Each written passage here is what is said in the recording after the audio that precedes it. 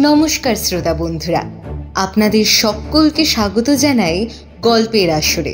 কিছুদিন আগে গল্পের আসরে আসা সত্যান্বেষী ও অজিতেশ বক্সির রহস্য রোমাঞ্চ গল্পে আমরা আপনাদের থেকে প্রচুর ভালোবাসা ও খুব ভালো রেসপন্স পেয়েছি। তাই আমরা আজ আবার নিয়ে হাজির হয়েছি অজিতেশ বক্সির একটি নতুন রহস্য গল্প। লেখক সুকান্ত দাসের কলমে সত্যান্বেষী ও শিয়রে সমন। আর প্রতি সপ্তাহে এইরকম দারুণ দারুণ সব গল্প শুনতে হলে কি করতে হবে মনে আছে তো? শুধুমাত্র চ্যানেলটি সাবস্ক্রাইব করে পাশে থাকতে হবে। তাহলে আর বেশি কথা না বলে শুরু করা যাক আমাদের আজকের নিবেদন।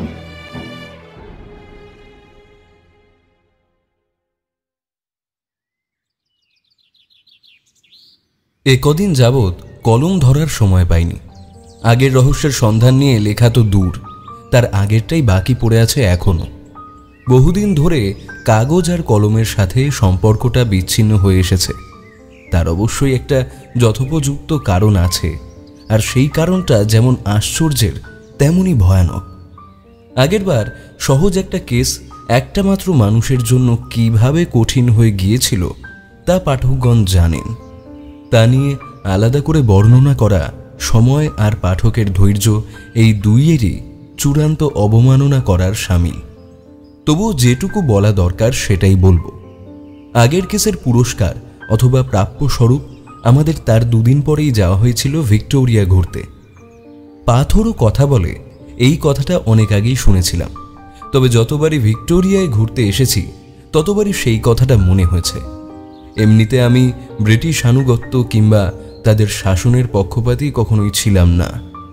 তবুও এই কিছু কিছু ক্ষেত্রে তারা যে সমস্ত নিদর্শন রেখে গেছে আমাদের দেশে, তা সত্যিই অতুলনীয় আর অবিশ্বাস্য সুন্দর।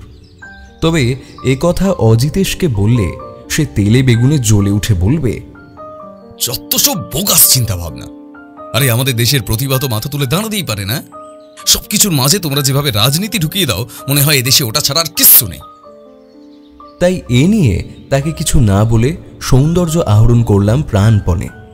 ভিক্টোরিয়ার পাশের লেকের ধারে বসে যখন অতুল কীর্তি এই সাদা রঙের মর্মর স্থাপত্য দেখি, যেন মনে হয় ইংল্যান্ডের কোনো এক প্রাসাদের কাছে এসে পড়েছি।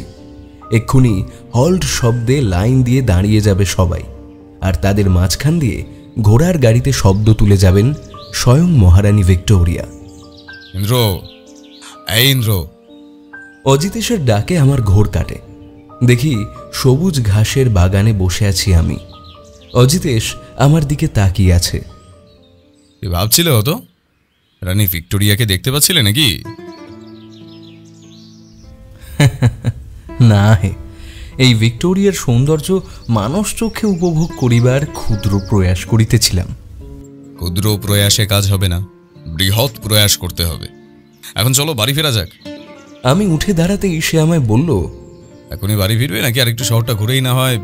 অজিতেশ এভাবে শহর ঘোরার কথা বলেনি। আমার অবাক হবারই কথা, কিন্তু আমার কেমন যেন শরীরটা খুব খারাপ করতে শুরু করলো। আমি বললাম, অজিতেশ আর নয়, বাড়ি ফিরে চলো, শরীরটা আজ আর ভালো লাগছে না। অজিতেশ উত্তেজিত হয়ে বলল, সে কি? ওই দেখি দেখি। তারপর আমার গলার কাছটায় হাত দিয়ে বলল, সামান্য গরম শরীর, একটা কাজ করো, যাওয়ার সময় একবার ডাক্তারের কাছ থেকে ঘুরে নেওয়া যাক। আরে আরে করো কি, সামান্য শরীরটা গরম হয়েছে, এই এত ভেবো না। অজিতেশ কি যেন ভাবল, তারপর বলল, ইন্দ্র চলো, যাওয়াটা দরকার। অজিতেশ কোনো কথাই শুনল না আমার। প্রায় জোর করে আমায় নিয়ে গেল ডাক্তারের কাছে। এই হলো আমার ভূমিকা।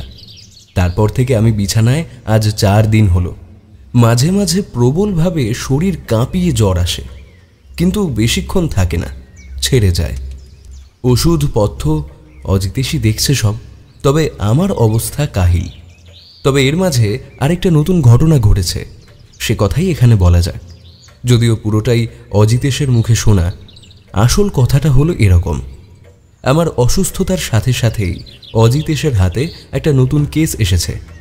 যেদিন আমরা ভিক্টোরিয়া থেকে ফিরলাম তার পরদিনই আমাদের বাড়িতে এলেন একজন ভদ্রলোক।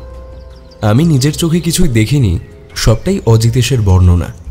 ভদ্রলোকের উচ্চতা প্রায় 5.5 ফুটের মতো, পায়ে চামড়ার জুতো, পরনে অতি সাধারণ পাঞ্জাবি আর ধুতি, চোখে চশমা যার মোটা কাঁচ দূরের জিনিস সুদৃশ্য করতে সাহায্য করে, গালে একটা ছোট কাটা দাগ আছে, মাথার চুল এক পাশে ঠেলে আঁচড়ানো যার প্রায় বেশিরভাগই পাকা, তার একটা দাঁত সোনা দিয়ে বাঁধানো। ঘরে ঢোকার আগে তিনি খোলা দরজায় একবার নক করেন, তারপর বাইরেই জুতো খুলে আসতে যাচ্ছিলেন। অজিতেশ বাধা দেওয়ায় জুতো পরেই আসেন ভিতরে। তবে অজিতেশের মনে হচ্ছিল তার হাতে একটা লাঠি থাকা দরকার ছিল। এরপরেও অজিতেশ আরও অনেক বর্ণনা দিয়েছিল যা শুনতে শুনতে আমি অবাক হয়ে যাচ্ছিলাম।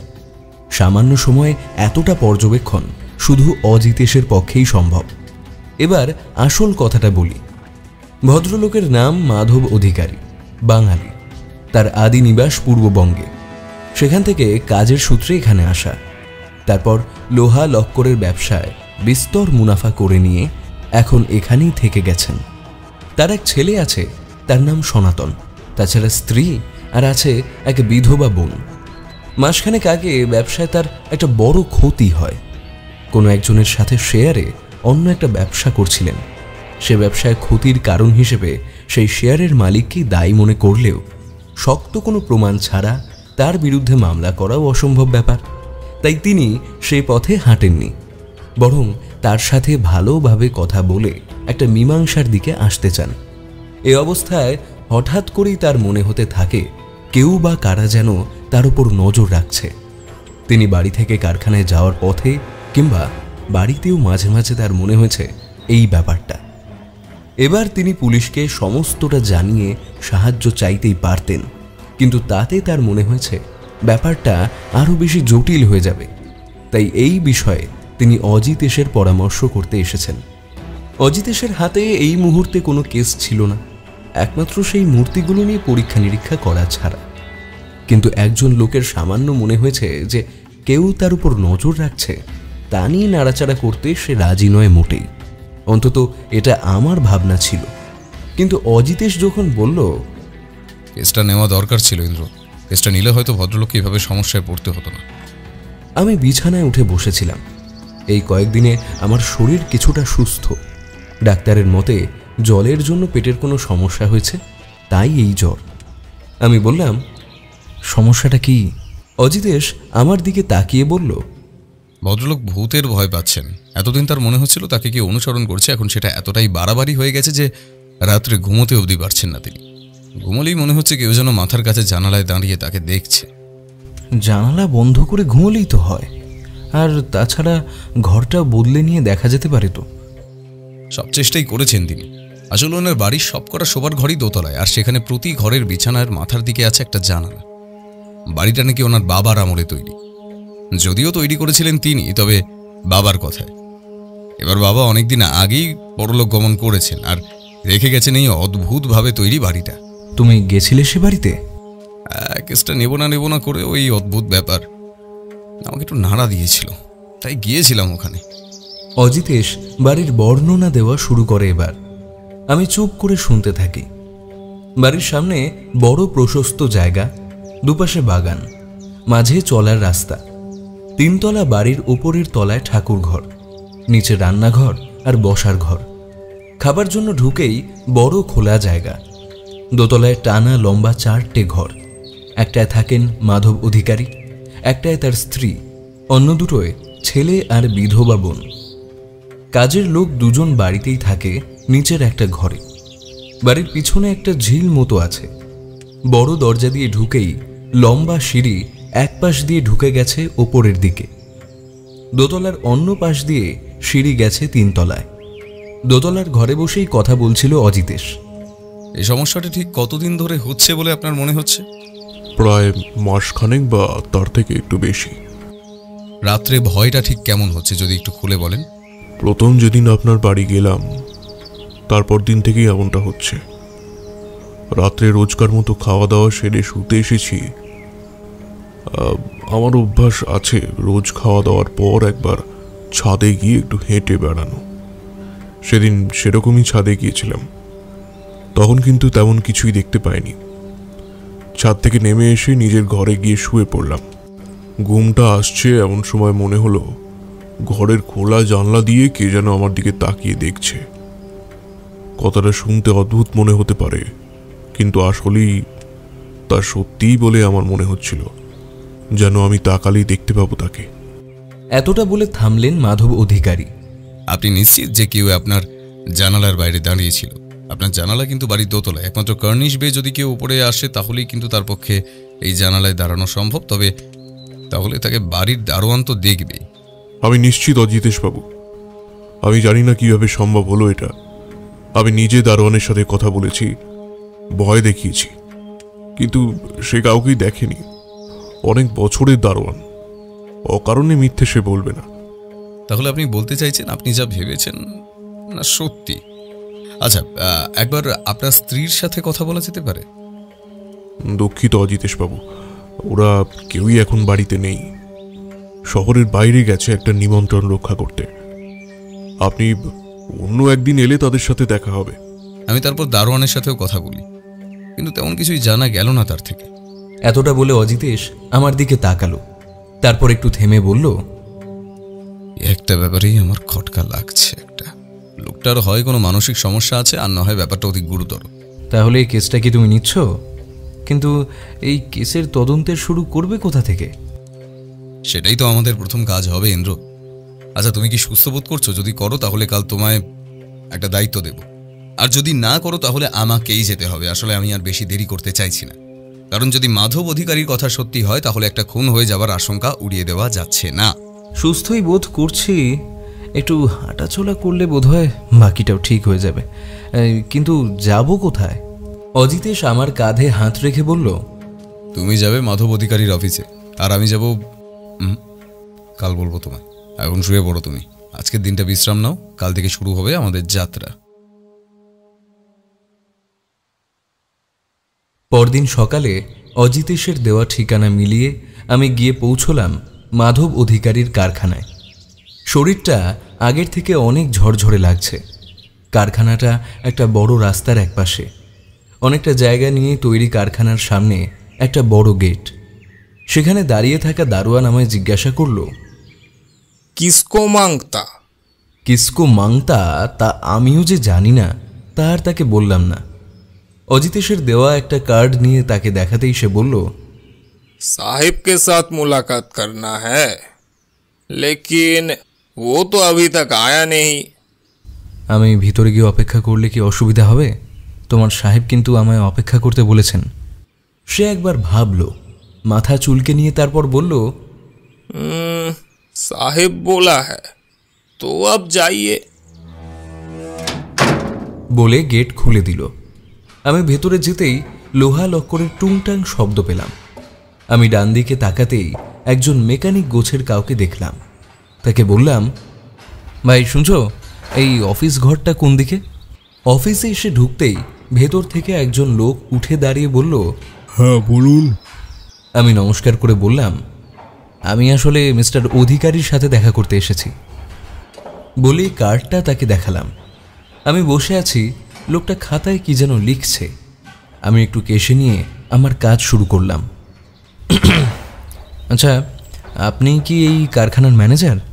আগে হ্যাঁ, আমি অমর সামন্ত। এই কারখানার পুরোটাই আমি দেখাশোনা করি। কতদিন ধরে আছেন আপনি এখানে? প্রায় বছর 7 হবে। কেন বলুন তো? না মানে এমনিই জানতে চাইছিলাম। তো আপনাদের এই মালিক ভদ্রলোক কি রোজ আসেন কারখানায়?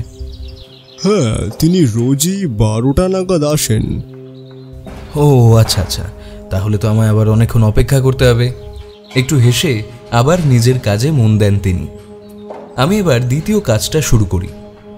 আচ্ছা, আপনাদের মালিক মানে মাধব অধিকারীর কি ইদানিং কোনো পরিবর্তন লক্ষ্য করছিলেন? এবার ভদ্রলোক একটা অদ্ভুত দৃষ্টিতে তাকালেন, তারপর বললেন, আরে কে বলুন তো আপনি? আমি একটু ভেবে নিলাম, তারপর বললাম, আমি আসলে একটা কাজের জন্য এখানে এসেছি। মাধব অধিকারী বলেছিলেন আসতে, তাই আসলে শুনেছিলাম ওনার নাকি ইদানিং মাথার কোনো সমস্যা হয়েছে, তাই জানতে চাইলাম। এবার ম্যানেজার ভদ্রলোক যেন একবার স্বতন্ত্র হয়ে চারদিকে দেখে নিলেন, তারপর বললেন, আপনি ঠিকই বলেছেন। ইদানিং ওনার মনে হচ্ছে কারা যেন ওনাকে ফলো করছে বারবার, কিন্তু মাথা খারাপ বা অন্য কোনো সমস্যা কিন্তু দেখা যায়নি আর। আমি বুঝলাম আমার ঠিক করে রাখা রাস্তাতেই চলছে গাড়ি, তাই বললাম, আগে কি কোনোদিন এমন কোনো সমস্যা দেখেছিলেন? একদমই না, বরং ওনার মাথা ভীষণ পরিষ্কার। অনেক কাজ যা আমার করতে অনেক সময় লাগে তা তিনি তাড়াতাড়ি করে ফেলতে পারতেন। তবে ওই ওনার পার্টনারের সাথে একটা ব্যবসা নিয়ে ঝামেলা হওয়ার পর থেকে এমনটা হচ্ছিল। আমি বুঝলাম আমার আর কিছু জানার নেই, তাই বললাম, এই পার্টনারের কথা আপনি জানেন কিছু?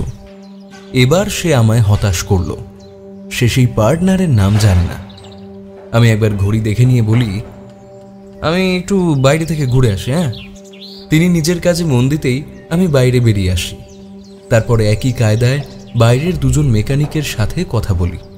তারাও সবাই এক কথায় জানায় মাধব অধিকারীর মাথায় কোনো গন্ডগোল ছিল বলে তাদের জানা নেই, তবে কানাঘুষো তারা শুনেছে সেই ফলো করার ব্যাপারটা।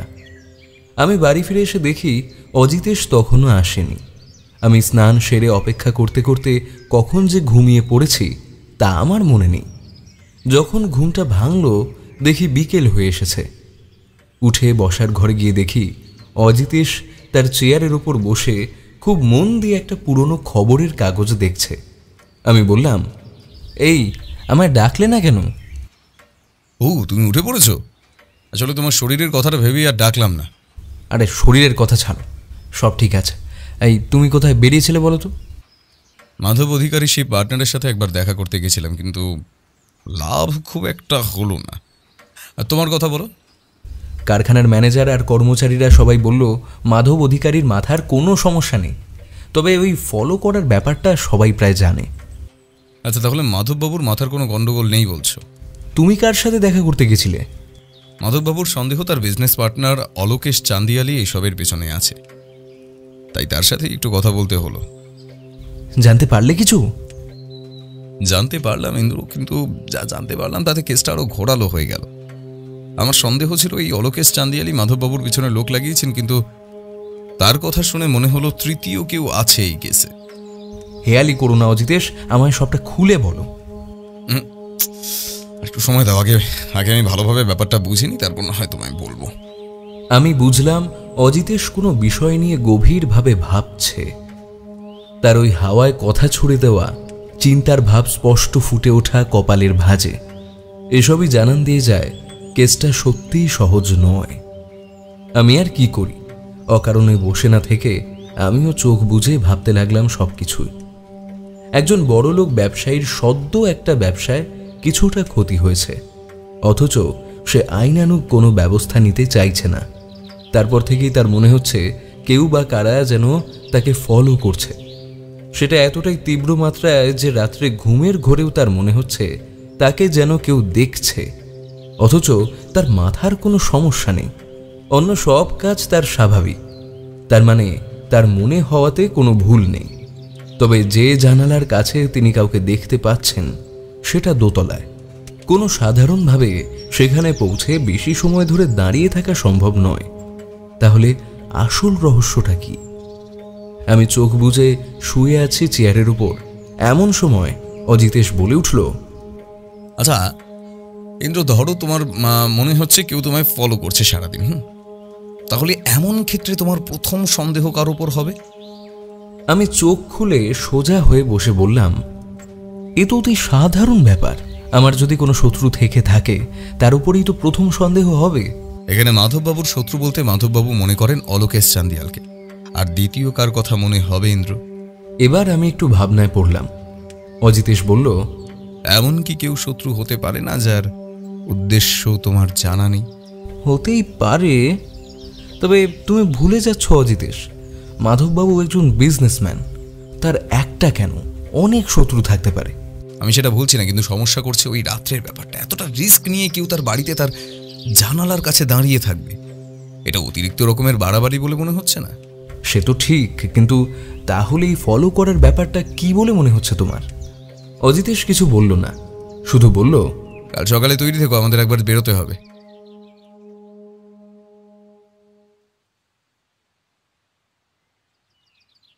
পরদিন সকালে অজিতেশের ডাকে ঘুম ভাঙল। আমি মুখ ধুয়ে এসে বসতেই অজিতেশ বলল, তাড়াতাড়ি তৈরি হো নাও, বেরোতে হবে। আমি তৈরিই ছিলাম। তাড়াতাড়ি চা খেয়ে নিয়ে বললাম, চলো যাও যাক। মাধব অধিকারীর বাড়ির বর্ণনা পাঠক আগেই শুনেছেন, তাই আরেকবার তা জানিয়ে বিব্রত করা আমার উদ্দেশ্য নয়। বরং যেটা জানানো প্রয়োজন তা হলো দোতলার ঘরের জানালাগুলো সব পিছনের দিকে, আর সেই জানালার নিচের সোজাসুজি একতলায় জানলার কার্নিশে দাঁড়িয়ে ওপরের জানলার নাগাল পাওয়া অসম্ভব। মাধব অধিকারী বাড়িতেই ছিলেন, হয়তো অজিতেশ ওনাকে বলে রেখেছিল। বসার ঘরে আমি আর অজিতেশ বসতেই মাধববাবুর স্ত্রী এসে ঢুকলেন। মাধববাবু আগেই জানিয়েছেন তার নাম সাবিত্রী। মাধববাবুর চেয়ে বয়স অনেকটাই কম বলে মনে হলো। চেহারায় আভিজাত্য আছে। তিনি আমাদের উল্টো দিকের একটা গদি লাগানো চেয়ারে বসে নমস্কার জানালেন অজিতেশকে। সেও প্রতি নমস্কার করে প্রশ্ন করল, আচ্ছা, আপনার কি মনে হয় কোনো শত্রু আছে যে মাধববাবুর ক্ষতি করার জন্য এমনটা করতে পারে? আসলে অজিতেশবাবু, আমি তো এসব ব্যাপারে তেমন কিছু জানি না। ওনার ব্যবসা কিংবা অন্য ব্যাপারে উনি বাড়িতে কথাবার্তা একটু কমই বলেন। তবে কিছুদিন আগেই ওনার একজনের সাথে ব্যবসা নিয়ে একটু সমস্যা হয়েছিল, তাই আমার মনে হয় তিনি যদি... হ্যাঁ, সন্দেহটা আমাদেরও আছে। এছাড়া অন্য কেউ কি? না, এছাড়া অন্য কারোর কথা তো আমার জানা নেই। আমি অজিতেশকে একটা ছোট্ট ধাক্কা দিয়ে বললাম, একবার সেই ঘরটা দেখা যেতে পারে? আমার কথাটা আমি মাধববাবুকে উদ্দেশ্য করেই বলেছিলাম। তিনি বললেন, হ্যাঁ অবশ্যই, আসুন না। দেখুন না, কালও ঘর বদল করে শুলাম, অথচ সেই একই ব্যাপার। চায়ের ট্রে এসে গেছিল। সবাই চা খেতে খেতেই মাধববাবুর ছেলে পরেশ এসে পড়ল। সে কোনো একটা কলেজে পড়ে, সে সেখান থেকেই ফিরছে। তাকে দেখেই মাধববাবু বললেন, এই আমার ছেলে পরেশ। আমরা তার দিকে তাকাতেই সে এসে দাঁড়ালো আমাদের সামনে। তার বয়স হবে 24 মতো। মুখে একটা শান্ত কিশোর ভাব রয়েছে। কাঁধের ব্যাগটা সে একপাশে রেখে বসলো অন্য চেয়ারে। অজিতেশ বলল, আপনাদের আর কষ্ট করতে হবে না, আমি পরেশকে নিয়েই দেখে নিচ্ছি ঘরটা আরেকবার। তাহলে তো ভালোই হয়। আমার একটু তাড়াতাড়ি বেরোতে হবে, কারখানায় কিছু কাজ রয়েছে। মাধববাবু উঠে গেলে আমরা দোতলার দিকে এগোলাম। একটা ঘরে ঢুকে পরেশ বলল, বাবা কাল এই ঘরেই শুয়েছিলেন? অজিতেশ সে কথার কোনো উত্তর না দিয়ে বলল, পরেশ, তুমি কি আমায় কিছু বলতে চাইছো? পরে সে কথায় চমকে একবার তাকালো অজিতেশের দিকে, তারপর মাথা নামিয়ে বলল, কই না তো। কেন জানি না, আমার মনে হলো সে যদি না হয় খুব ভালো, তবে তোমার বাবার কিন্তু জীবন সংশয় আছে। যদি কিছু জানো আমায় জানাতে পারো, এই আমার টেলিফোন নাম্বার রইল। অজিতেশ ঘর আগেই দেখেছে। আমি দেখলাম জানালাটা। বাইরে বড় উঁচু পাঁচিল, তার ওপারে ঝিল, জানালায় গড়াত দেওয়া। নিচের দিকে তাকিয়ে এমন কিছুই পেলাম না যা দিয়ে জানা যায় এখানে কেউ দাঁড়িয়ে থাকতে পারে। এবার পরেশ কথা বলল, বাবা তো সারাদিন বাইরেই থাকেন, যখন ফেরেন রাত হয়ে যায়। আসলে কিছুদিন ধরে আমারও মনে হচ্ছে আমায় কেউ ফলো করছে। এটাও মনের ভুলও হতে পারে। কলেজ থেকে বেরিয়ে মাঝে মাঝে একটা লোককে দাঁড়িয়ে থাকতে দেখি উল্টো দিকে, তাই আমি চমকে উঠলাম। অজিতেশ বলল, এটা জানিয়েছো বাড়িতে? না, এমনিতেই বাবার সমস্যাটা নিয়ে বাড়িতে সবাই চিন্তিত। তার মাঝে যদি আমিও এরকম বলি তাহলে সবাই ভয় পেয়ে যাবে, তাই কিছু বলিনি। আর আমিও তো পুরোপুরি নিশ্চিত নই এটা নিয়ে। বেশ, এখনই বাড়িতে কিছু বলার দরকার নেই। যদি সেই লোকটাকে দেখো তাহলে আমায় জানাবে, আর ভালো করে চিনে রাখার চেষ্টা করবে তাকে। হ্যাঁ, আর অজিতেশের কথা থেমে গেল। সে দরজার দিকে তাকিয়ে থেকে এক দৌড়ে বাইরে বেরিয়ে গেল। তারপর ফিরে এসে বলল, চলি তাহলে আমরা আজ। হ্যাঁ বলে একবার পরেশের কাঁধ ঝাঁকিয়ে বেরিয়ে এলো অজিতেশ। আমিও তার পিছন পিছন বেরিয়ে এলাম। বাইরে আসতেই মনে হলো কে যেন সিঁড়ি দিয়ে নেমে গেল এই মাত্র, কিন্তু আমরা তাড়াতাড়ি নিচে নেমেও কাউকে দেখলাম না। আমরা নিচে নামতেই সাবিত্রী দেবী বেরিয়ে এলেন নিচের একটা ঘর থেকে। আমাদের দেখে বললেন, আপনারা চলে যাচ্ছেন? হ্যাঁ, আমাদের একটু অন্য কাজ আছে। আচ্ছা, মাধববাবুর বোনকে তো দেখলাম না। ও তো একটু রান্নাঘরে আছে। এই মাধবী, মাধবী, একবার এদিকে আয় তো। হাক ডাকে যে এসে দাঁড়ালো তাকে মাধববাবুর বোন বলে চিনতে সন্দেহ হয় না। ব্যাপারটা পরিষ্কার করে দিলেন সাবিত্রী দেবী। মাধব মাধবী যমজ, মাত্র কয়েক মিনিটের বড় মাধববাবু। তাকে অজিতেশ প্রশ্ন করল, আপনার দাদার শত্রুকে থাকতে পারে, এই ব্যাপারে আপনি কিছু বলতে পারেন? দাদার যে কোনো শত্রু থাকতে পারে আমার তাই বিশ্বাস হয় না। তবে বৌদির মুখে শুনেছিলাম ব্যবসা নিয়ে একজনের সাথে ঝামেলা ছিল। ঠিক আছে, পরে দেখা হবে তাহলে। আর হ্যাঁ, আপনারাও কিন্তু একটু সাবধানে থাকবেন। বলে আমরা বেরিয়ে এলাম। আমি বললাম, তাহলে কি বুঝলে অজিতেশ? যা বুঝলাম ইন্দ্র, সমস্যা আরো বেশি ভয়ঙ্কর, আরো বেশি জটিল। একটা খুন না হয়ে যায় এবার। আর এ ব্যাপারে কোনো কথা হলো না আমাদের। রহস্যের জালে জড়িয়ে থাকা অজিতেশ বাকি রাস্তা কি যেন ভাবতে ভাবতে ফিরল, আর আমিও বুঝতে পারলাম আমার জ্বরটা আবার বাড়ছে। অজিতেশের ধারণা যে অমূলক হয় না তা আমার থেকে ভালো বোধ হয় বেশি কেউ জানে না। কাল বাড়ি ফিরে আসার পর আর তেমন কিছু ঘটেনি। সারা বিকেলে অজিতেশ তার ডায়েরিতে কী সব লিখল, তারপর তা নিয়েই বসে রইল। শুধু একবার প্রশ্ন করল, আচ্ছা ইন্দ্র, তোমার যদি প্রাণের ভয় থাকে আর তোমার যদি টাকার সম্পত্তি থাকে, অনেকগুলো টাকার, হ্যাঁ মানে, তাহলে তুমি কি কাজ করবে? আমি ঠিক উত্তর দিতে পারলাম না। আসলে যদি আমার কাছে অনেক টাকা থাকতো তাহলেই হয়তো আমি উত্তর দিতে পারতাম। অজিতেশ আর কিছু বলল না, শুধু নিজের মনে বলল, একটাই সূত্র, একটা মাত্র, কিন্তু মোটিভটা কি? বলে হাওয়ায় একবার হাত চালিয়ে বলল, খেলাটা জমে উঠেছে। কোনটা আসল খেলা বা কোন খেলার কথা অজিতেশ বলতে চাইছিল আমি জানি না। তবে অনেক রাত্রে একবার টেলিফোন বেজে উঠতেই অজিতেশ দৌড়ে গিয়ে সেটা তুলল, যেন এটার জন্যই সে অপেক্ষা করছিল সারা দিন ধরে। কথা বলার পর আমার কাছে এসে বলল, ইন্দ্র, একটা আলো পাওয়া গেছে, তবে সেটার উপর ভিত্তি করে থাকতে গেলে অনেকটা দেরি হবে। একটা কিছুর জন্য অপেক্ষা করতে হবে। অপেক্ষা কিন্তু আর করতে হলো না, কিন্তু যেটা ঘটল তার জন্য আমি কিংবা অজিতেশ কেউই প্রস্তুত ছিলাম না। আমি কোন ছাড়, অজিতেশ যখন সকালে ফোনটা পেল তার মুখের কথা থেমে গেল। ফোনটা রেখে আমার দিকে তাকিয়ে এসে বলল, ইন্দ্র, একটা যে বড়সড় কিছু ঘটতে চলেছে সেটা আমি জানতাম, কিন্তু সেটা যে এমন কিছু আমি তা আশাও করতে পারিনি।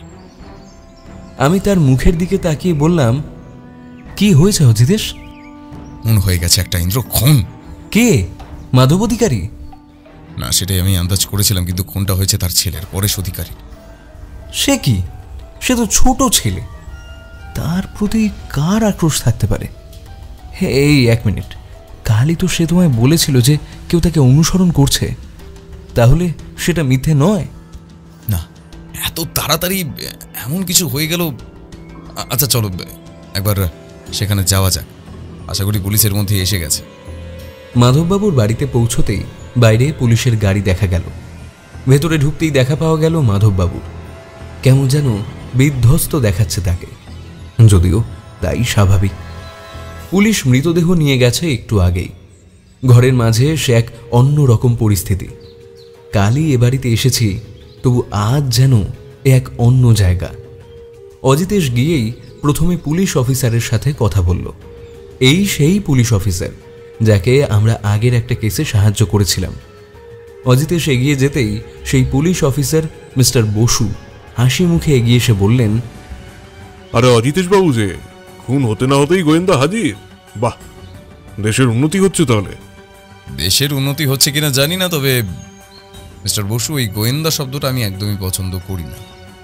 আমি সত্য অন্বেষণ করি মাত্র, তাই আমায় সত্যান্বেষী বলতে পারেন। আর এই কেসটাই আমি আগে থেকেই রয়েছি, তাই। সে কি, আপনি জানতেন ছেলেটা মারা যাবে? না, সেটা না। মাধববাবুর একটা কেসে আমি তদন্তের দায়িত্ব নিয়েছি, তবে তার ছেলে যে মারা যেতে পারে সন্দেহ আমি করিনি। আচ্ছা, মৃতদেহ কোথায় ছিল? মৃতদেহ ছিল ওর ঘরের বিছানায়। খুনটা যতদূর সম্ভব রাত্রেই হয়েছে। বাড়ির লোক সকালে ব্যাপারটা জানতে পারে, তারপরেই পুলিশে খবর দেয়। এ সময় মাধববাবু এগিয়ে এলো অজিতেশের দিকে। কান্না নেই তার চোখে, বরং মুখটা অতিরিক্ত শক্ত হয়ে আছে। তিনি ধরা গলায় বললেন, অজিতেশ বাবু, কি হয়ে গেল? এটা কেন হলো বলুন তো? আমার জন্যই কি? আপনি এতটা ভেঙে পড়বেন না মাধববাবু, আপনার জন্য কিচ্ছু হয়নি। অজিতেশ মাধববাবুর হাত ধরে তাকে একটা চেয়ারে বসালেন। আমার জন্যই অজিতেশ বাবু। কাল পরে শেষে বলল, বাবা আজ তুমি আমার ঘরে শো, আমি তোমার ঘরে থাকি রাত্রে। দেখো যদি আজ আর সেরকম না হয়। সেই শেষ কথা অজিতেশ বাবু। সকালে সাবিত্রীর ডাকে ঘুম ভেঙে দেখি সব শেষ, সব। মাধববাবুর গলা কেঁপে গেল, কিন্তু তার চোখে জল এলো না এবারও। অজিতেশ তাকে বসিয়ে রেখে যে ঘরে খুনটা হয়েছে সে ঘরটা দেখতে গেল। আমি নিচেই রইলাম। ঘরের একপাশে সাবিত্রী দেবী পাথরের মতো বসে আছেন। তার পাশে বসে মাধববাবুর বোন তাকে সান্ত্বনা দিচ্ছে। অজিতেশ নেমে এলো কিছুক্ষণের মধ্যেই। তারপর আমায় বলল, একবার বাইরে চলো ইন্দ্র। বাইরে দেখা গেল দারোয়ানকে পুলিশ জেরা করছে। তাদের একবার বলতেই দারোয়ানকে অজিতেশের কাছে ছেড়ে তারা মিস্টার বসুর দিকে গেল। অজিতেশ বলল, কাল রাত্রে কি কেউ এসেছিল বা কাউকে বেরিয়ে যেতে দেখেছ? পুলিশের জেরায় দারোয়ান এমনিতেই ভয় পেয়েছিল, সেভাবেই বলল, না না বাবু, আমি আমি পুলিশকেও বলেছি সে কথা। আচ্ছা, ভালো করে ভেবে বলো তো, বাড়ি থেকে কেউ কাল বাইরে বেরিয়েছিল? দারোয়ান কিছুক্ষণ ভাবল, তারপর বলল, বাবু সকালেই বেরিয়েছিল, তারপর দুপুরে গিন্নিমা, আর হ্যাঁ বিকেলে দিদিমণি বেরিয়েছিল। অজিতেশ শুধু বলে ফিরে এলো।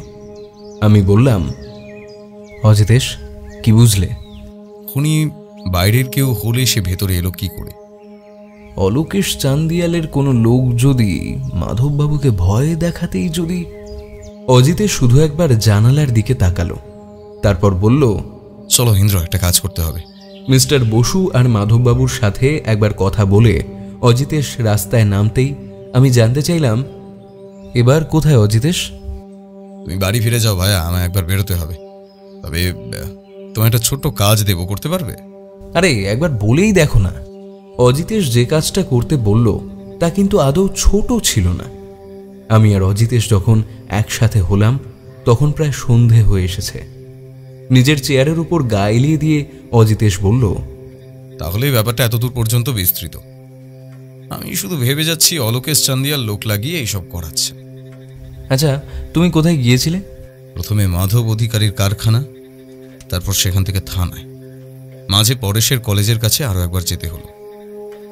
এবার শুধু একবার মাধববাবুর ডাক্তারের সাথে দেখা করতে হবে। আবার ডাক্তার কেন? এই তুমি কি ভাবছো বলো তো? অলোকেশ চান্দিয়াল যদি এসব না করায় তাহলে আসল খুনি কে? সেটা জানার জন্যই তো আমাদের একবার ডাক্তারের কাছে যেতে হবে। ডাক্তারের নাম কি? ডক্টর এস দত্ত, মানে শাশ্বত দত্ত। ডাক্তারের ঠিকানাটা অজিতেশ কখন জোগাড় করেছিল তা আমার জানা নেই। আসলে রহস্য ঘনিয়ে উঠলে অজিতেশ অনেক কিছুই আমার থেকে এড়িয়ে যায় তা আমি জানি। ওর ভাবনা আর আমার ভাবনা যে সবসময় মেলে না তা বলাটা অত্যুক্তি করা হবে। সে যাই হোক, পরদিন সকালে আমরা গিয়ে পৌঁছলাম ডক্টর শাশ্বত দত্তের চেম্বারে।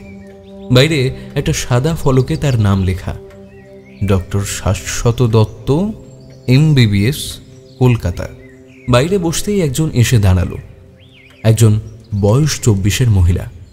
আমাদের দিকে হাসি মুখে তাকিয়ে বলল, আপনাদের কি কোনো অ্যাপয়েন্টমেন্ট আছে? অজিতেশও ততটাই হাসি এনে বলল, আপনি গিয়ে বলুন আমরা মাধব অধিকারীর বাড়ি থেকে আসছি, কথা হয়েছে আমাদের টেলিফোনে। মহিলা চলে যেতেই আমি প্রশ্ন করলাম, ডাক্তারের কাছে কেন অজিতেশ? এই কেসে ডাক্তার কোথা থেকে এলো? একজন সাধারণ মানুষকে অন্য মানুষেরা সাধারণ বলে ভাবলেও একমাত্র ডাক্তারই জানবেন কোনটা সত্যি আর কোনটা মিথ্যে। ডক্টর দত্ত হলেন মাধববাবুর ফ্যামিলি ফিজিশিয়ান। আশা করি এবারে তুমি বুঝতে পারছো এখানে আমরা কেন এসেছি। আমি বুঝলাম, তবুও প্রশ্ন করলাম, তুমি কাকে সন্দেহ করছো বলো তো? সন্দেহের তালিকায় সবাই আছে ভাইয়া। মাধববাবু, তার স্ত্রী, বোন এবং পরেশও ছিল, কিন্তু এখন আর সে নেই। পরেশ কেন? সে তো এখনো অনেক ছোট। সম্পত্তি ইন্দ্র, সম্পত্তি। এই সম্পত্তি মানুষকে এই যে কি কি খরাতে পারে। তার কথা শেষ হলো না, সেই মহিলা এসে বললেন, চলুন, আপনাদের ভেতরে ডাকছে। আমরা উঠে পড়লাম। ডাক্তারের চেহারার বর্ণনা এই রকম। গায়ের রং ফর্সা, চোখে বাধ্যতামূলকভাবে একটা চশমা। আসলে ডাক্তার চশমা ছাড়া ঠিক মানায় না বলে আমার মতামত। গালে অসংখ্য ছোট ছোট বাদামি কালো গুটি মতো, গোঁফদাড়ি কামানো, সাদা রঙের পোশাক। আমরা ঢুকতেই তিনি বললেন, বসুন। অজিতেশ বসে নমস্কার করে বলল, আমি আপনাকে টেলিফোন করেছিলাম। মাধববাবুর ব্যাপারে একটু জানার ছিল আমার। বলুন, কি জানতে চান? আর আপনার পরিচয়? আমি সত্যান্বেষী, মানে সত্য অন্বেষণ করাই আমার কাজ। I mean, you want to say আপনি ডিটেকটিভ? না, আসলে ডিটেকটিভ শব্দটা আমার একদম পছন্দ নয়, তাই সত্যান্বেষী। ওয়েল, বলুন তাহলে আমি কি সাহায্য করতে পারি? মাধববাবুর ছেলের মৃত্যুর খবরটা শুনেছেন তো নিশ্চয়ই? অফকোর্স, আমি ওদের ফ্যামিলি ডাক্তার। আর তাছাড়া মাধবের সাথে আমার প্রায় বন্ধুর মতো সম্পর্ক। Very sad news. একটা বাচ্চা ছেলে এভাবে। তিনি থামলেন, তারপর সরু চোখে তাকিয়ে বললেন, আপনি কি তাহলে সেই কেসের ইনভেস্টিগেশনই? কিছুটা তাই, তবে আমার মাধববাবুর ব্যাপারেই জানার ছিল, আর তা আপনি ছাড়া কেউ ভালো করে বলতে পারবে না। ওয়েল, বলুন, I will try my best. মাধববাবুর কোনো মানসিক সমস্যা ছিল? একটু ভেবে বললেন ডাক্তার, অফকোর্স নট। সেরকম কিছু তো আমার মনে হয়নি কখনোই। কেন বলুন তো? না, মানে সাধারণ পাগলামি কিংবা ওই ধরনের সমস্যা নয়, যেমন ধরুন ভুল দেখা, মানে হ্যালুসিনেশন বা অকারণ ভয় পাওয়া। ডক্টর দত্ত মাথা উঁচু করে ভাবতে লাগলেন, তারপর বললেন, হ্যাঁ, একটা ব্যাপার ছিল। মানে ওর ছোটবেলায় কোনো একটা ট্রমা থেকে ব্যাপারটা হয়েছিল, যেন কেউ ওকে সবসময় দেখছে, এমন একটা সমস্যা ছিল। তবে তা অনেক আগে। একটা অ্যাংজাইটির ওষুধ ওর চলতো, সেটা নিলে আর কোনো সমস্যা হতো না। আমি অবাক হয়ে অজিতেশের দিকে তাকালাম। অজিতেশ কিন্তু টেবিলের দিকে তাকিয়ে আছে। সেভাবে তাকিয়ে থেকেই বলল, আপনাকে যদি বলা হয় এমন কোনো ওষুধ দিতে যাতে আপনি মাধববাবুর সেই আগের সমস্যাটাই আবার ফিরিয়ে আনতে পারবেন, তাহলে আপনি কি করবেন? এসব কি বলছেন আপনি? আমি এমন করতে যাব কেন? টাকার জন্য ডাক্তার, টাকার জন্যে। বলে টেবিলের উপর একটা চাপড় মেরে অজিতেশ বলল, টাকার জন্য মাধববাবুকে ভুল ওষুধ দিয়েছেন যাতে সে আবার আগের মতো মানসিক সমস্যায় পড়ে। এবার ডাক্তার চেয়ার ছেড়ে উঠে দাঁড়ালেন, তারপর বললেন, হাউ ডিয়ার ইউ! আপনি আমার চেম্বারে দাঁড়িয়ে আমাকেই মিথ্যে দোষারোপ করছেন। আমি আপনাকে পুলিশে দেব। অজিতেশ শান্ত কিন্তু ঠান্ডা গলায় বলল, একটা খুন হয়েছে ডাক্তার। আপনি যদি সব সত্যি বলেন তাহলে হয়তো আমি আপনাকে বাঁচাতে পারি, নইলে কিন্তু বিপদ। ডাক্তার দত্ত এবার চেয়ারে বসলেন, সামনে রাখা গ্লাস থেকে জল ঢেলে খেয়ে বললেন, আমি কিচ্ছু করিনি, বিশ্বাস করুন। আমায় করতে বলা হয়েছিল। বলুন।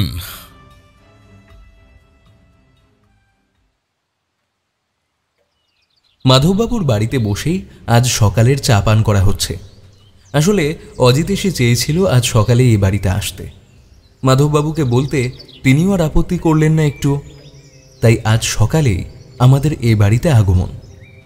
এমন একটা খুনের পর পুলিশ যে বারবার আসবে তা স্বাভাবিক। খুনের অস্ত্র নাকি পাওয়া গেছে বিছানার পাশেই। অজিতেশ মাধববাবুর দিকে তাকিয়ে বলল, আপনার কোনো উইল করা আছে? হ্যাঁ, সে তো অবশ্যই। তবে সে উইলটা এবার বদলাতে হবে বোধহয়। কেন? উইলে আমার ছেলেকে সম্পত্তির বেশি অংশ দেওয়া ছিল, তবে শর্ত সাপেক্ষে তাকে আমার স্ত্রী আর বোনকে দেখাশোনা করতে হবে। কিছু আমার স্ত্রীর নামে আর অল্প কিছু বোনের জন্য। এবার তো তা বদলাতে হবে। ভেবেছেন কিছু এই ব্যাপারে? ভেবেছি পুরো সম্পত্তিটাই একটা অনাথ আশ্রমে দান করে যাব। আমার মৃত্যুর পর তারা এই সম্পত্তির অধিকারী হবে, আর আমার স্ত্রী আর বোন মাসিক একটা অর্থ সেখান থেকে পাবে। বাহ, খুব ভালো কথা। আসলে আপনার ছেলের ঘোমটার পর আমার মনে হচ্ছে আপনারও প্রাণ সংশয় আছে, তাই আমি দুপক্ষের কথা শুনতে শুনতে অবাক হয়ে যাচ্ছিলাম। তবে আমার চেয়েও বেশি অবাক হচ্ছিল মাধববাবুর স্ত্রী আর বোন। একসময় মাধববাবুর স্ত্রী বললেন, না না, এখন এসব কিছু করার কোনো দরকার নেই। আগে ছেলেটার কাজকর্ম সব মিটুক, তারপরে সব করো। বলে ডুকরে কেঁদে উঠলেন। তাকে সান্ত্বনা দিতে দিতে মাধববাবুর বোন বললেন, দাদা, এ সময় এসব কথা থাক না, পরে হবে খুন। পরে হলে অনেক দেরি হয়ে যাবে, যে কালই আপনি এর ব্যবস্থা করুন। আমরা আজ উঠি মাধববাবু, সাবধানে থাকবেন। আমি অজিতেশকে নিয়ে উঠে একবার সেই ঘরে গেলাম যেখানে খুনটা হয়েছে। ঘরের দরজা বাইরে থেকে বন্ধ করা ছিল। সেটা খোলার আগে অজিতেশ বলল, একবার মাধববাবুকে ডেকে আনো তো। আমি নিচে নেমে গেলাম। যখন উপরে এলাম, অজিতেশ দরজার বাইরেই দাঁড়িয়ে বলল, মাধববাবু, মৃতদেহ প্রথম কে দেখেছিল? আমার বোন। ও অনেক সকালে ঘুম থেকে ওঠে, দরজা খোলা দেখে ও উঁকি দেয়, আর তখনই দেখে এই দৃশ্য। তার মানে দরজা খোলা ছিল, কিন্তু দরজা খোলা থাকার কারণ কি? আসলে এ বাড়িতে কেউ দরজা বন্ধ করে ঘুমোয় না, সবাই দরজা খুলে রেখেই ঘুমোয়। এটাই চলে আসছে। অজিতেশ মুখের কাছে হাত এনে দরজাটা দেখতে দেখতে বলে, তার মানে খনিকে কোনো বেগই পেতে হয়নি। ঘরের ভেতরে বিছানায় সাদা কাপড় বিছানো, এর মাঝেই পড়েছিল পরেশের নিষ্প্রাণ দেহ। অজিতেশ কিন্তু বিছানার দিকে গেল না, বরং বাকি ঘরটায় ঘুরে কি যেন খুঁজতে লাগলো। একসময় মাধববাবুকে বলল, এই ঘর থেকে কি কিছু সরানো হয়েছে? না তো, পুলিশ বারণ করেছে এখান থেকে কিছু সরিয়ে নিয়ে যেতে, খোলাই তো হয়নি। অজিতেশ একটা হাতের উপর আরেকটা হাতের গুঁতো মেরে বলে, কি একটা যেন কম রয়েছে এই ঘরে। আপনি নিশ্চিত কিছু সরানো হয়নি? না, আমি একেবারে নিশ্চিত। আচ্ছা, যেদিন পরেশ খুন হলো সেদিন কি আপনি রাত্রে ভয় পেয়েছিলেন? মানে ওই যে আপনার মনে হয় যে কেউ জানালার কাছে দাঁড়িয়ে আছে অমন? মাধববাবু যেন ভীষণ চমকে গেছেন, এমনভাবে বললেন, আরে আরে তাই তো, সেদিন রাত্রের পর থেকে ওই ব্যাপারটা একদম কমে গেছে। অজিতেশ একটা অদ্ভুতভাবে হাসল, শব্দ না করেই। অজিতেশ আর কিছু বলে না, চিন্তিত মুখে বাইরে বেরিয়ে আসে। তারপর বলে, যত তাড়াতাড়ি সম্ভব উইলটা বদলেন। এই উইল বদলানোর জন্য এত তাড়াহুড়োর কি আছে আমি বুঝলাম না। বাইরে বেরিয়ে অজিতেশকে প্রশ্ন করলে সে শুধু হাসল। তারপর বলল, ভাইয়া, তোমার শরীর সম্পূর্ণ সুস্থ তো? হ্যাঁ, কেন বলো তো? কারণ আজ দুপুর পর্যন্ত হয়তো আমাদের ফেরা হবে না। কিন্তু কেন? আমরা কোথায় যাচ্ছি? আমরা কোথাও যাচ্ছি না ভাইয়া, আমরা অপেক্ষা করব একজনের জন্য। বলে অজিতেশ তার সেই এক পেশে হাসিটা হাসল। আমার বুকের ভেতরটা ধক করে উঠল। এই হাসিটা অজিতেশ তখনই হাসে যখন কোনো কেসের সমাধান সে করে ফেলেছে। আমি একবার ভাবলাম তাকে জিজ্ঞাসা করি, কিন্তু তার যে কোনো ফল হবে না তা অজিতেশের মুখ দেখেই বোঝা যাচ্ছে। প্রায় দুপুরের মাঝামাঝি পর্যন্ত আমরা অপেক্ষা করলাম মাধববাবুর বাড়ির বাইরে এবং ছোট্ট দোকান ঘরের কাছে। এটা চায়ের দোকান, শুধু তো আর বসে থাকা যায় না, তাই আমরা পরপর 4 কাপ করে চা খেলাম। পঞ্চম কাপের জন্য বলবো কিনা ভাবছি, এমন সময় অজিতেশ বলল, চলে এসো ভাইয়া। আমি চায়ের দোকানের টাকা মিটিয়ে কোনো রকমে দৌড়ে অজিতেশের পিছু নিলাম। দুপুরে শহরের রাস্তা মানুষে ভরা। আমি প্রথমে বুঝতেই পারলাম না আমরা ঠিক কাকে অনুসরণ করছি, কিন্তু যখন অজিতেশ একটা রিক্সা ডেকে তাকে সামনের রিক্সাটাকে ফলো করতে বলল, তখন সেদিকে তাকিয়ে দেখি সামনের রিক্সায় বসে এক মহিলা। কিছুক্ষণের মধ্যেই সেই মহিলা এক জায়গায় এসে রিক্সা থেকে নামলো। অজিতেশ বলল, আমাদের একটু সামনে নামাও তো। আমরা নামতে নামতে সেই মহিলা একটা কারখানার মতো জায়গায় এসে দাঁড়িয়েছে, আর আমি অবাক হয়ে দেখলাম এটা মাধববাবুর সেই কারখানা। আমরা দূর থেকেই দেখলাম সেই মহিলা গেটের বাইরে দাঁড়িয়ে দারোয়ানকে কি যেন বলতেই সে ভিতরে চলে গেল, আর মহিলা একবার এদিকে তাকালেন। আমরা তাড়াতাড়ি ভিড়ের মধ্যে মিশে গেলাম, কিন্তু তার মুখ ততক্ষণে আমি দেখেছি কাপড়ের আঁচল দিয়ে মুখ অর্ধেক ঢাকা। আমি রুদ্ধশ্বাসে বললাম, অজিতেশ, এ তো। অজিতেশ আমার দিকে কটমট করে তাকাতেই আমি থেমে গেলাম। এবার গেটের ওপারে যে এসে দাঁড়ালো তাকে আমি চিনি না, কিন্তু তাকে দেখেই অজিতেশ আস্তে আস্তে বলল, চেনো একে? আমি মাথা নাড়ালাম। অজিতেশ বলল, এ হলো কুখ্যাত চোর মদনলাল, যদিও তা তার ছদ্মনাম। আরও কিছুক্ষণ কথা বলে মহিলা এদিক ওদিক তাকিয়ে রাস্তা ধরে এগিয়ে একটা রিক্সা নিল। এবার অজিতেশ বলল, চলো ইন্দ্রমোহন রায়, এবার ফেরা যাক। আজ রাত্রে আবার আমাদের নৈশ অভিযানে নামতে হবে।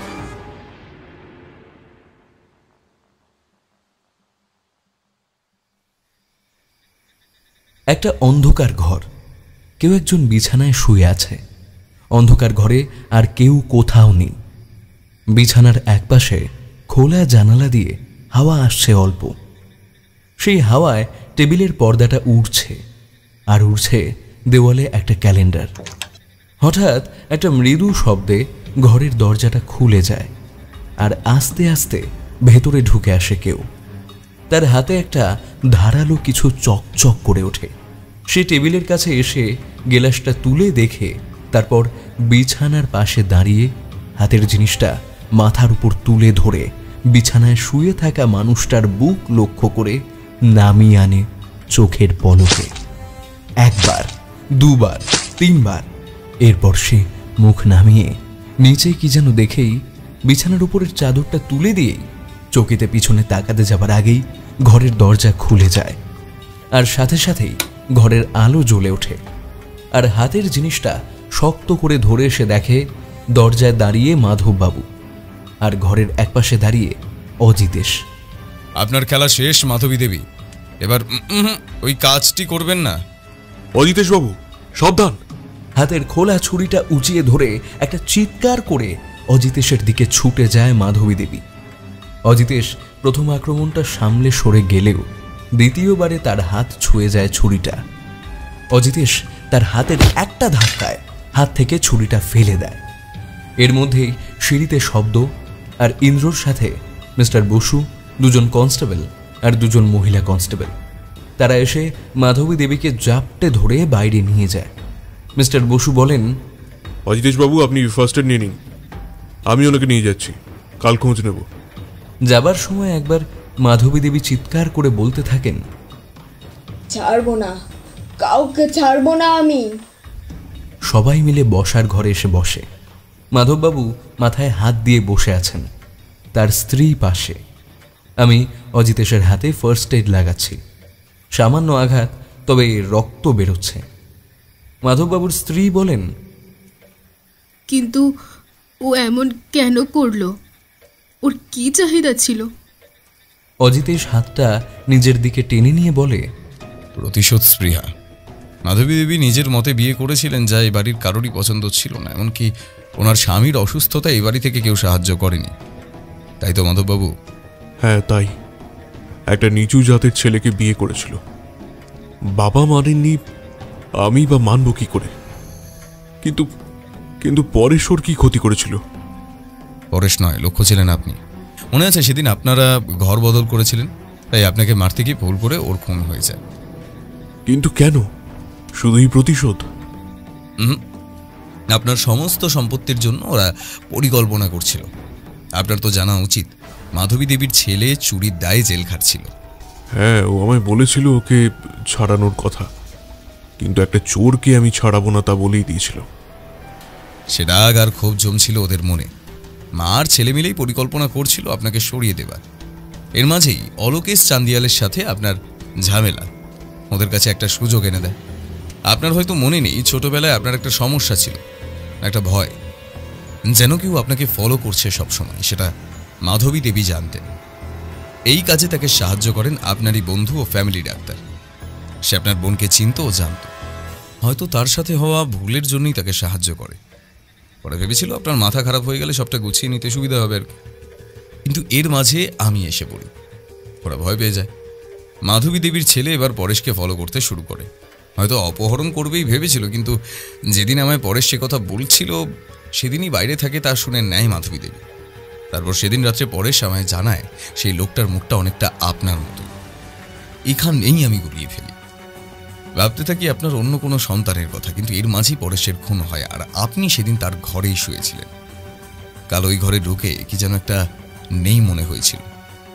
পরে মনে হলো যে ওই গেলাসের কথা, ওদের ঘুমের ওষুধ ছিল, তাই পরেশ কোনো বাধা দিতে পারিনি। আসলে আপনি হলে আপনিও পারতেন না। মাধববাবুর স্ত্রী এবার বললেন, আপনার মাধবীর ওপর সন্দেহ হলো কেন? যখন জানলাম ওনারা যমজ, আর সেই পরেশকে ফলো করার লোকটি পরেশবাবুর কারখানায় কাজ করলেও তার সাথে একজন মহিলা দেখা করতে আসে, তাই তো মাধববাবুকে বলে উইলের কথাটা বললাম, যাতে ওরা খুব তাড়াতাড়ি কিছু করে। আর আমি জানতাম আজই ওরা দেখা করবে। সব দেখলেও হাতে নাতে ধরার জন্য ইন্দ্রকে পুলিশের কাছে পাঠিয়ে আমি অপেক্ষা করলাম ওই ঘরে। বাকিটা তো সবার সামনে। মাধববাবু মাথা তুলে বললেন, আমি অন্ধ হয়েছিলাম ও কারণ রাগে। আমি যদি সব মেনে নিতাম তাহলে আমার ছেলেটা আজ।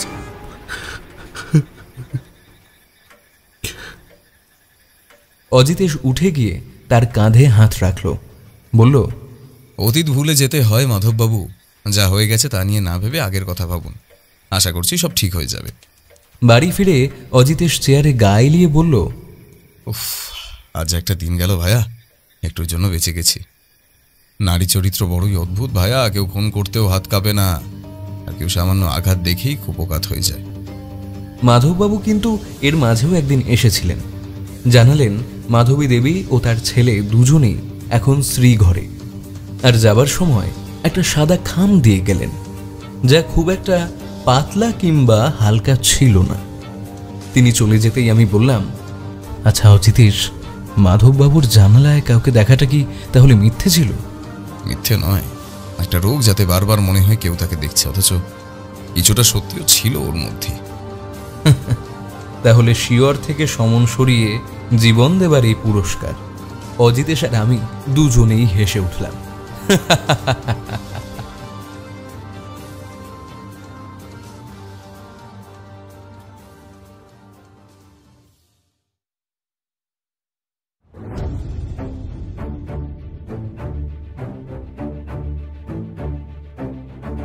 এতক্ষণ আপনারা শুনছিলেন লেখক সুকান্ত দাশের কলমে সত্যান্বেষী ও শিয়রে সমন। তাহলে কেমন লাগলো আমাদের আজকের নিবেদন? কমেন্টে কিন্তু জানাতে ভুলবেন না। আর প্রতি সপ্তাহে দারুণ দারুণ সব গল্প শুনতে চ্যানেলটি সাবস্ক্রাইব করে পাশে থাকতে ভুলবেন না। অসংখ্য ধন্যবাদ।